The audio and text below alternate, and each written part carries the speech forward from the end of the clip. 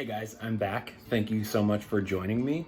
Today I have an orchid collection update video for you guys. Lots of stuff has changed. I brought all of my outside orchids inside, so my grow shelves are arranged totally differently, and there's some plants you probably haven't seen in a while because I forgot about them out in the backyard. So I have a lot to get through. I'm not going to blab too much. I want to jump right into things, but first let's go check out my reptile room real quick and see what's going on in there. Of course, we've got to say hello to my bearded dragon named Toothless, who is a good boy. Hey, buddy. He wants me to turn his light off so he can go to bed. Good night, buddy. This here is Chomper, one of my beautiful crested geckos. He thinks everything's food, so he's always attacking anything that moves. He's a little crazy, but he's a good boy. Did you see that? His cage is always so dirty because he's so rambunctious. I think I need to get him a different cage. For geckos, I usually use cages that open from the front for virtually all my reptiles because it's just easier than having to reach down into the fish tank style cages. These here are the style cage that I like. They have these nice doors in the front that open up.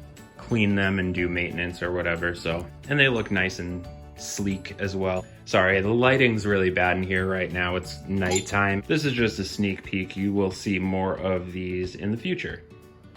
Okay, here's what we're gonna do.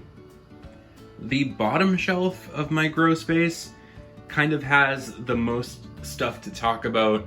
This is the one that was totally rearranged and has different plants on it and stuff. So I think I'm just gonna talk about the bottom shelf to try to keep this video from getting too long. I can do a follow-up video in a couple days and talk about some other stuff, but this is kind of the shelf I want to talk about because I spent a bunch of time yesterday deciding what to put on here and how to fit everything. So let's jump into it.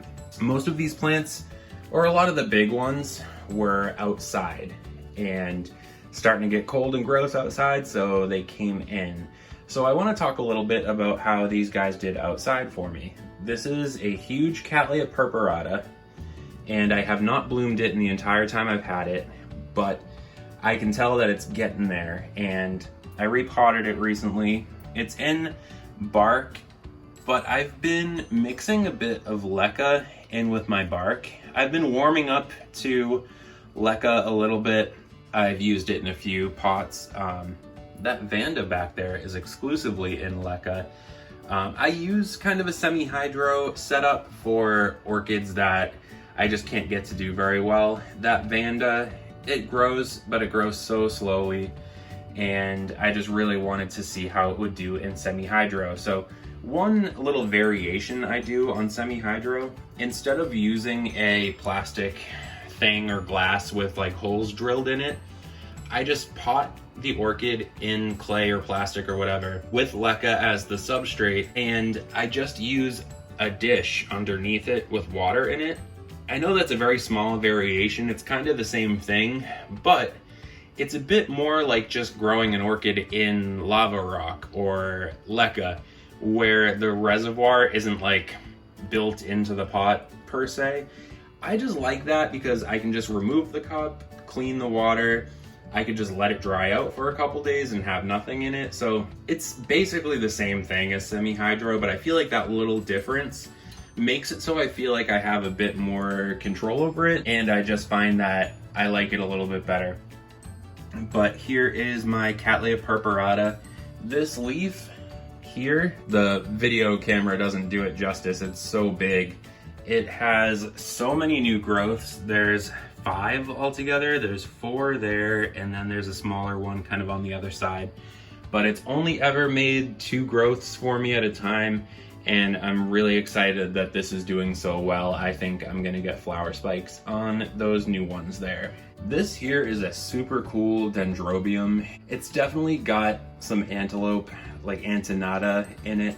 It's got really cool looking flowers, and I actually really love the foliage on these. I love like nice leafy, spiky, turgid looking orchids, and this is such a cool one for that.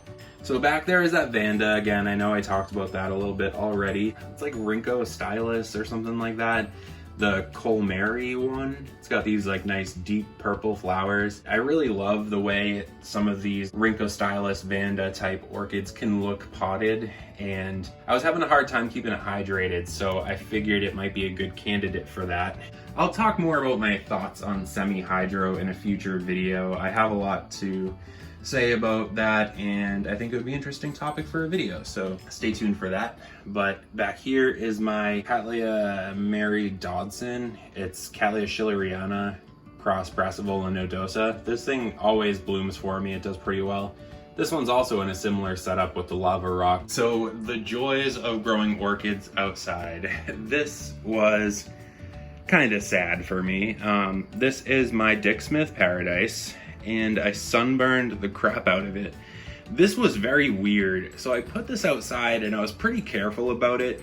I probably could have done more of a slow adjustment to help it adapt to the brighter light when I put it outside. I had gotten a little cocky, I guess, but I had like zygos outside and Miltoniopsis and stuff. Nothing got sunburned. And then this huge Cattleya got sunburned. There are some Cattleyas that don't need it quite as bright, and I should have known. This thing always flowered fine for me just under my lights. That being said, my lights are pretty powerful, but still, I was pretty surprised about that, but it's still putting out tons of new growths.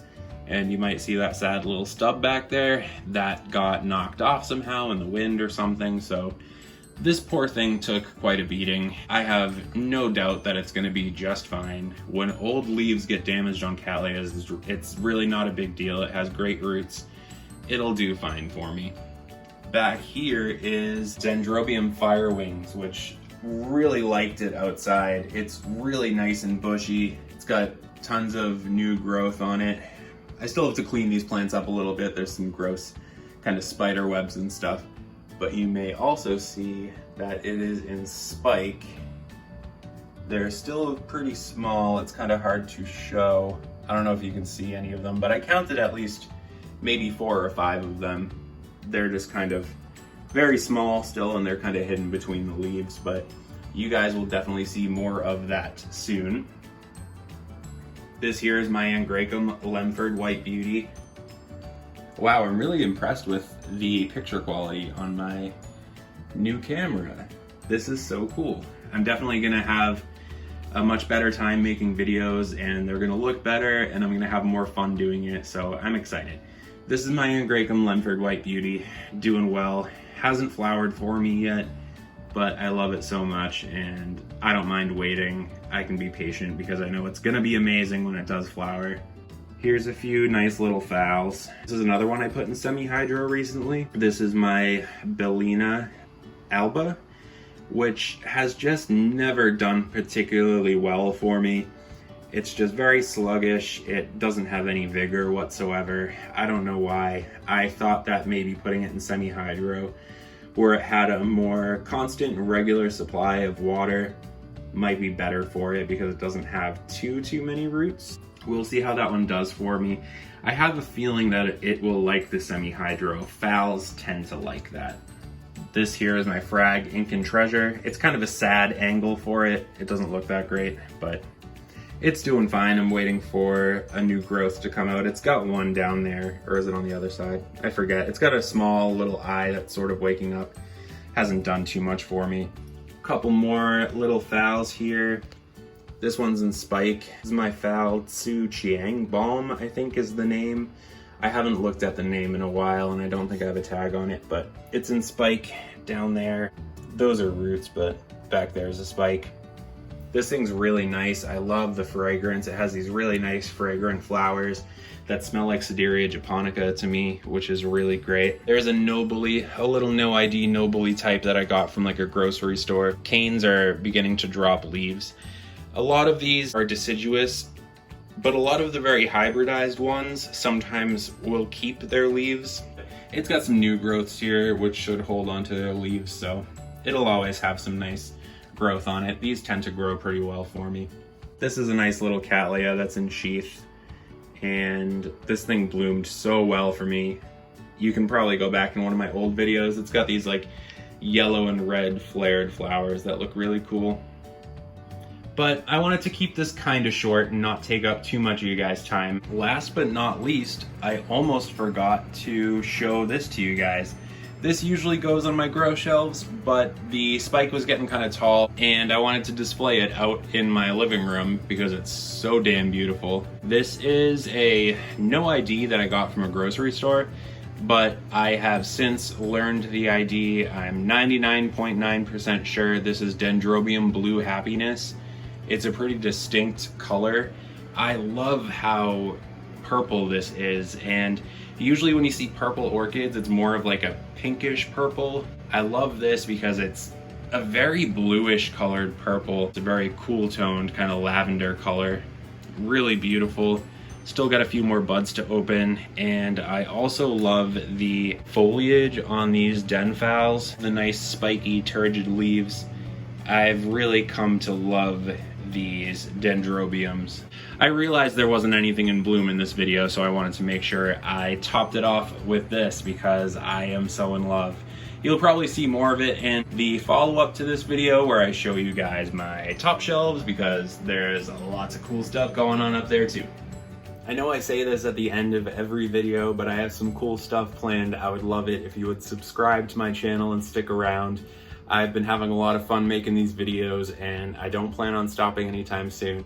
I hope to see you in the next one, so maybe click the like button for me. I would love that.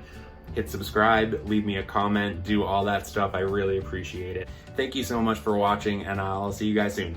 Bye. Want to come out and say hi for a second? Hi, Mama. Oh, okay.